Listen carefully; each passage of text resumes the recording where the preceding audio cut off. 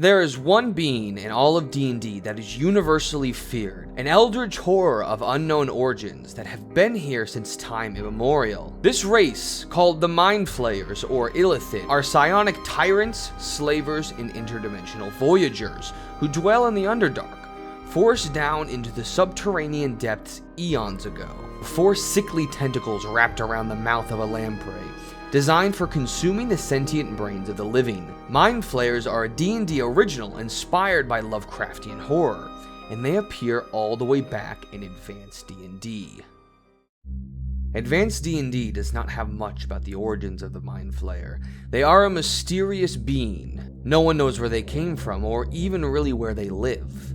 They are only found in subterranean places, as they detest sunlight.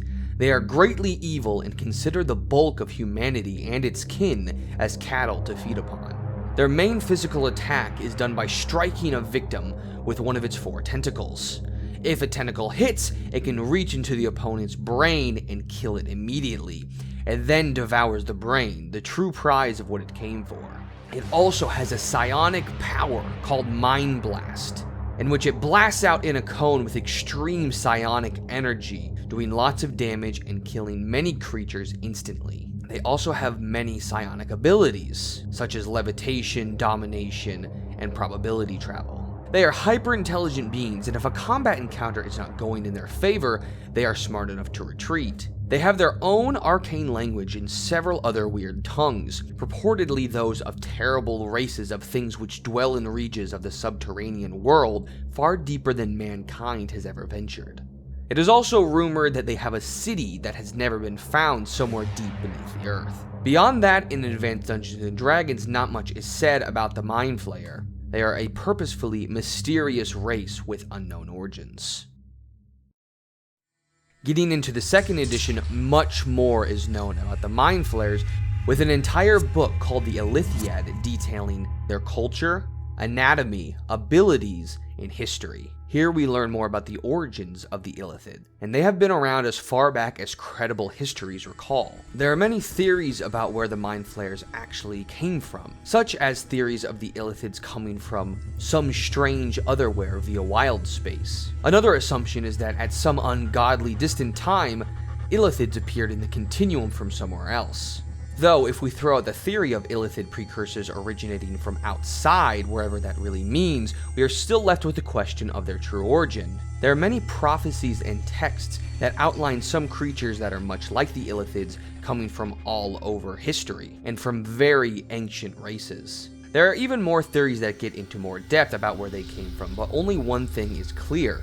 Illithids existed prior to any recorded history. Sometime during this hidden incarnation, the Mind Flayers founded a multiplanar empire. Though not much is known about the Illithid through history, we do know that they had a great empire at one time and held incredible power. No singular force has ever threatened the cohesion and process of the entire cosmos on a scale so grand and encompassing as the Illithid. Entire humanoid populations exterminated to feed the Illithid appetite. Though we know from history that this empire must have fallen at some point, it is known that the Illithids enslaved almost any humanoid race they could, and with their psionic abilities, this was pretty easy for them. Though one of the first generations of slaves that they took were under them for many, many years, and over this time they developed small resistances and immunities to the psionic domination.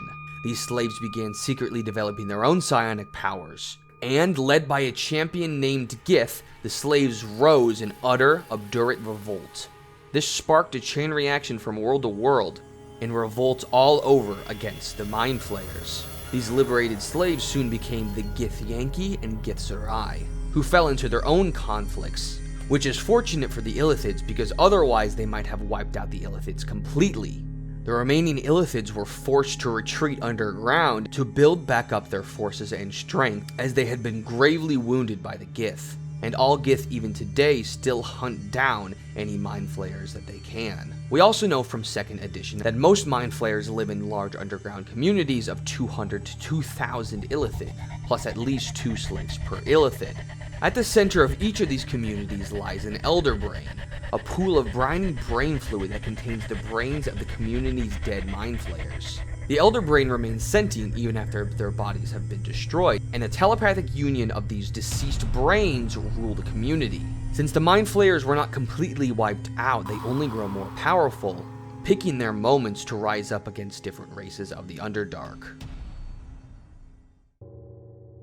In 3rd edition, we learn one thing about the origin of the Mind Flayers, and that is that we are definitely not sure where they came from.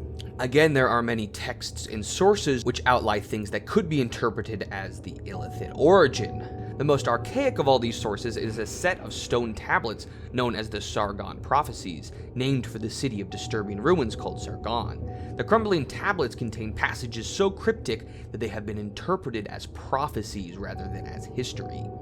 Each bears a central likeness of what is unmistakably a Mind Flayer. The inscribed runes present a troubling aspect to the observer. They tell of an Illithid world, bathed in eternal night, that is destroyed by some fiery cataclysm, from which the Illithids flee in flying ships.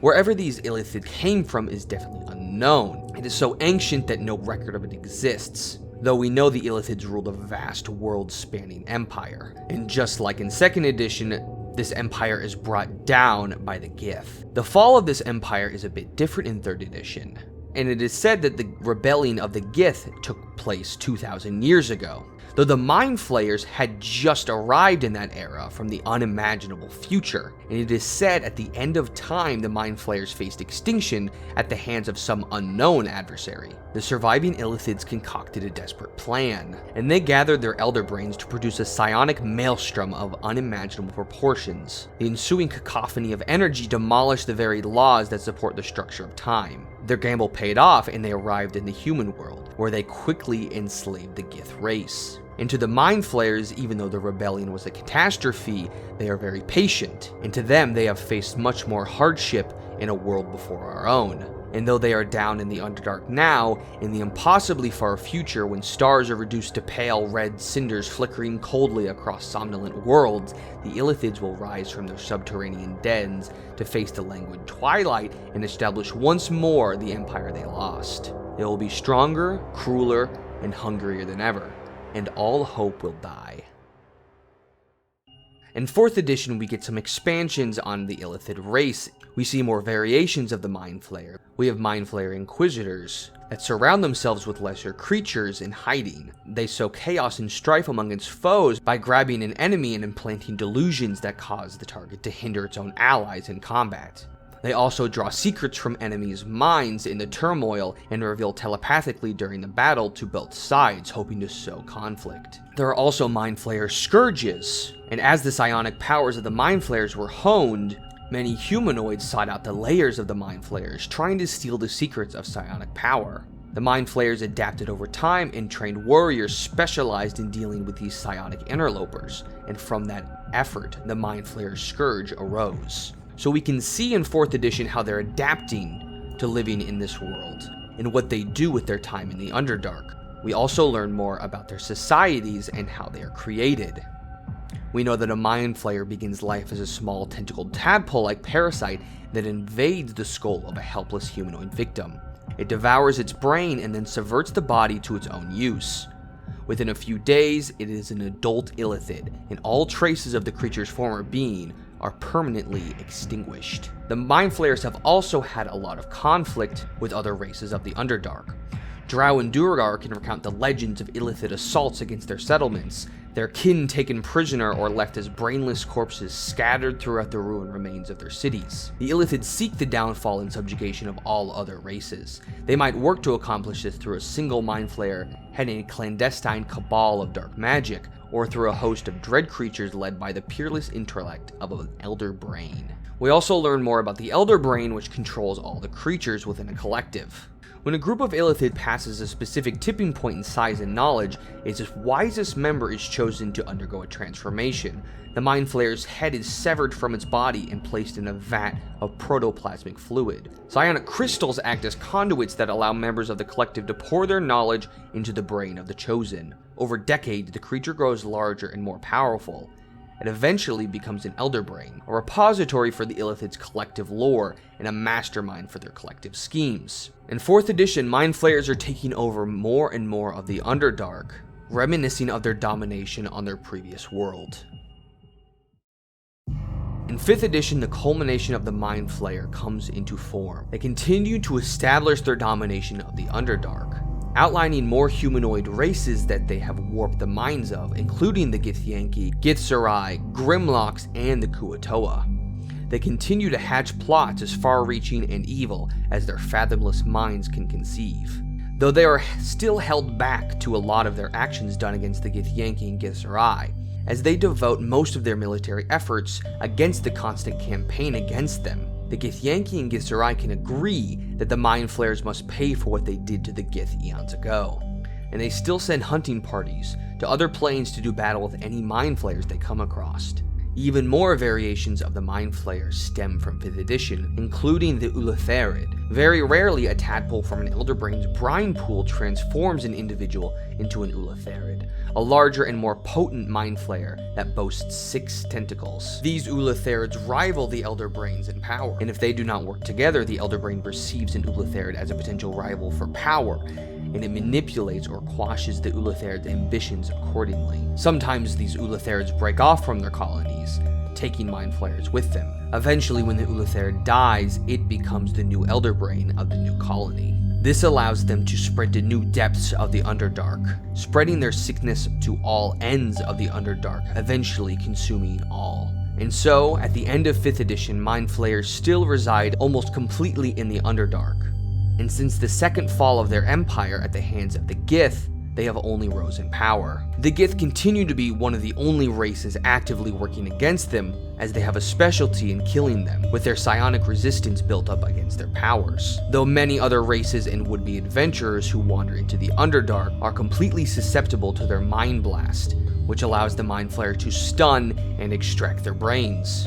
And so, as time passes, the Mind Flayers will only grow out stronger, taking more and more land and more lives, until eventually they are at the peak of their empire once again. And this time, they will not make the same mistakes.